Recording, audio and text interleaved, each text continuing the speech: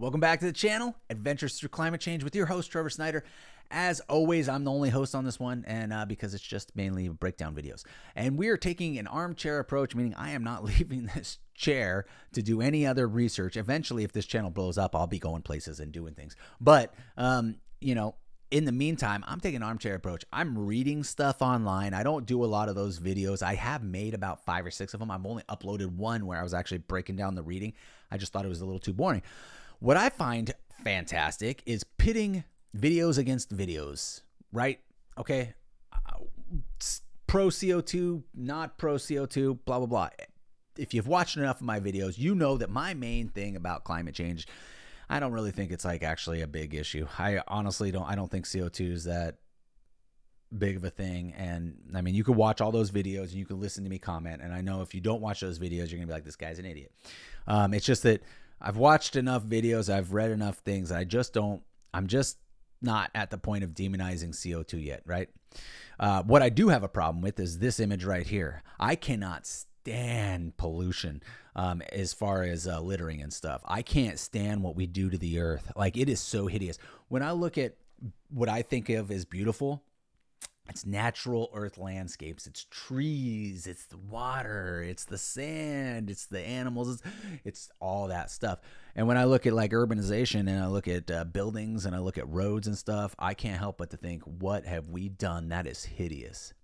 That is just ugly. And we were changing it, I say forever, but you know, if the earth wants it back, man, if earth wants to get rid of us and wants it back, it'll have it back. I mean, the Mayans, they had all of the rainforest down in South America, you know, Brazil and stuff, Peru. They had that all. That was all farmland. They all did their things, right? And in 100 years after getting smallpox from the Spanish explorers, the jungle took it over. And now we didn't even know there was all those hundreds of pyramids that we see underground now and whatnot, all those roads from one city to another. We had no idea that there was millions and millions of people that lived in there.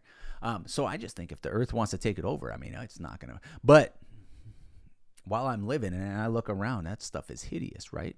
So this stuff bothers me. And this is what, you know, I can get on board with if we need to clean this stuff up or what we need to do. Oh, I forgot to say who this was because I don't even know. Peak Luxury, only 9,730 something subscribers, but this has a lot of views. Be interesting to see what they have to say. And you know, I don't know. Is this the end of the Great Pacific Garbage Patch? So supposedly they've been cleaning up and stuff. I don't know. Let's see, because we got a whole continent that was just garbage. I mean, we didn't want to talk about it. We kind of hit it, but that's what it was. You must be aware of the fact that our oceans have become extremely dirty. They have become so bad that there are reports of dead fish floating on the ocean surface. Why is it happening? And how can we solve this issue? Sad. We often visit the sea, have good food, and enjoy the time. But after returning home, some people either leave trash on the shore or dump it in the sea. This is what makes the oceans worse. But what if we tell you there's a campaign that aims to clean our oceans? Sounds great, right? So let's check out and find out how this major issue will be solved. Do you know about 8 million metric tons of garbage are dumped in the ocean every year? That's about 17.6 billion pounds. According to a report, it is expected that there will be more plastic than fish in the ocean by 2050. There is so much trash accumulated in the ocean that it has formed garbage patches. Good job, U.S. You won't believe it, but the Great worst. Pacific Garbage Patch has an estimated 1.8 trillion pieces of trash. This much trash is covered an area twice the size of He's probably going to say Texas, but 1.8 trillion.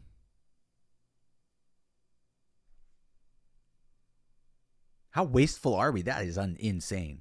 Texas. Can you imagine trash in such a huge amount? Once the trash is broken into smaller pieces known as microplastics by the sun and ocean waves, it becomes even more dangerous. After all, it finds its way into the food chain because it takes almost 400 years to biodegrade. The most disturbing fact is about 70% of the trash sits at the bottom of the ocean, and we might never be able to clean it. This is not the only reason why the oceans are in bad condition. Noise pollution, which is generated by shipping and military activities, can cause cellular damage to a special class of invertebrates, including jellyfish and anemones. And if they won't survive, how will other marine animals survive? These are vital food sources for fish, sharks, sea turtles, and other sea creatures. Apart from this, chemical pollution is greatly affecting our oceans. A sudden rise is noticed in the number of zones that are now uninhabitable for fishes and other creatures due to the lack of oxygen. According to a non-profit organization called the Ocean Cleanup, most of the plastic that ends up in the Great Pacific Garbage Patch comes from thousands of rivers in the world.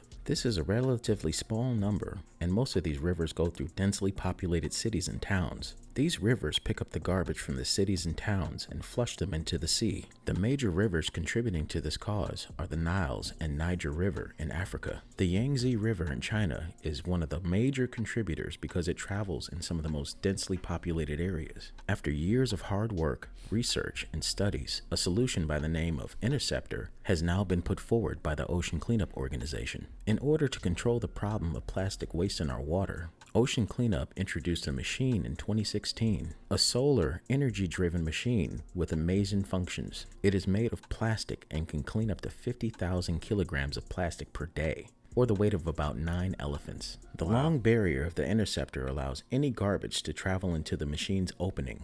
The trash then passes through the main conveyor belt, removing all the debris and placing it into the main shuttle. The trash is then distributed across 6 different bins through sensors. When enough trash is collected, the machine sends a message to the workers who unload the load of debris and send it to local recyclers. While the creators of the Interceptor are still in doubt about the massive amounts of debris they will collect, they have found ways to recycle a good amount of debris into useful products. This will be extremely beneficial for the oceans, the recyclers, and manufacturers. Only 3 Interceptors are currently working in the oceans. Still, the Ocean Cleanup Organization is in touch with many nations to install more and more of these machines as soon as possible. The first Interceptor, the Sengkarang drain, was placed in Jakarta, Indonesia. This machine has been performing its duties since 2016. In the same year, another Interceptor was placed in the Klang River, Malaysia. The most recent Interceptor was placed in the Dominican Republic in 2020. A single Interceptor cost $770,000. This is surely a big amount, but if you look at its economic... Hold on, didn't he just say there was only 3? That says Interceptor 4. There's only 3 in the world. Why are they on those? Like, I get it, like Indonesia. What were some of the places he said? But didn't he just say, like, China and the Nile and stuff are the most polluted, or I don't know. And environmental benefits.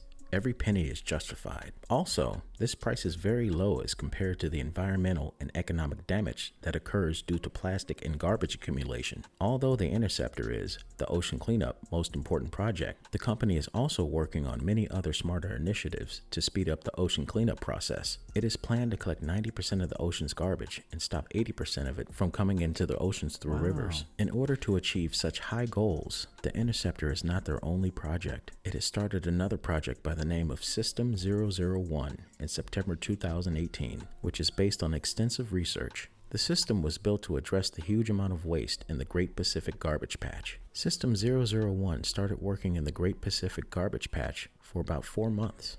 Several things were noticed during its working, such as the system's stability, configuration, and the ability to orient with the wind. No doubt, for the organization, System 001 was an important milestone for them. Furthermore, during their environmental monitoring, no environmental impact issues were detected. However, it was noticed that there were a few problems. The system was not effectively retaining plastic. Later, when the team thought to resolve the issue, a fatigue fracture caused an 18-meter section of the system to detach. Luckily, the crew and machine safely returned to the shore in Hilo, Hawaii. They concluded a detailed lesson from the System 001 campaign.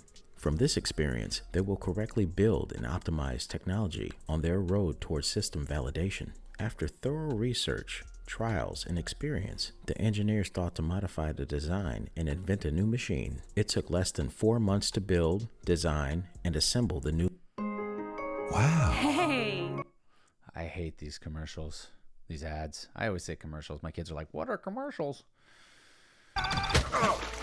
New system, 001B. In June of 2019, it was placed into the Great Pacific Garbage Patch for testing. Because of the system's modularity, the organization was able to test multiple modifications aimed at solving the plastic retention problem observed during the System 001 campaign. At the end of July 2021, the ocean cleanup returned to the Great Pacific Garbage Patch to trial System 002, the latest technology of their ocean cleanup system. The 12-week test campaign was conducted successfully. System 002 will continue harvesting plastic in the Great Pacific Garbage Patch. They have started working on System 03, a larger, upgraded ocean system, which is expected to be the blueprint design for scaling of a fleet of systems. Cleaning the oceans is a tedious job, and it requires the help of everyone all around the world. It is not only the job of the Oceans Cleanup Organization, but each and every one that is living in the world and breathing its air and drinking its water. We should all be cautious of where we dispose our trash and products we buy. This organization also encourages everyone to participate in the Ocean Cleanup Program. You can help them by donating money online through the website. As a responsible citizen and human being,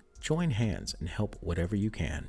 You can either donate or become a volunteer at this organization. Otherwise, that day isn't far where the damage might be irreversible. Remember that prevention is better than killing. That's what we all should try to do. We should try to reduce our use of plastic to a minimum as possible. And then we should try to recycle that plastic, which is inevitable from use. The algae in the oceans provide more than 80% of the world's oxygen. So if there is a huge dump of plastics and other garbage in the oceans, algae will eventually die and deprive us of much needed oxygen. Marine life is the most important part of our ecosystem.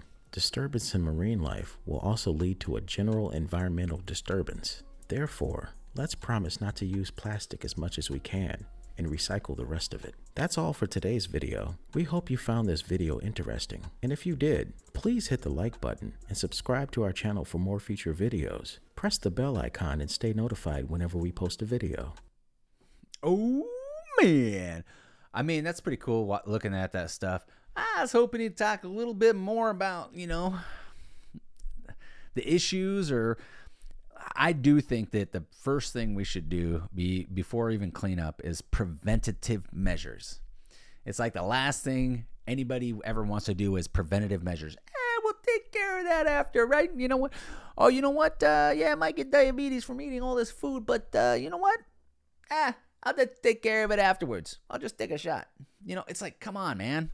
Can't we just be preventative for once? So I do think that it's a big thing for me. So when my kids and we go to the beach, which I live in Florida, we go quite frequently. I don't look like it because it's winter right now, but plus I'm not in the sun all the time. I do think that the sun will kill me eventually, melanoma or something. But anyways, I digress. Let's get back to my story. When we go to the beach, we pick up trash. When we go to the park, if we see anything, we pick it up and throw it in the garbage. It's gotten to the point where my boys, they're 7 and 3.5.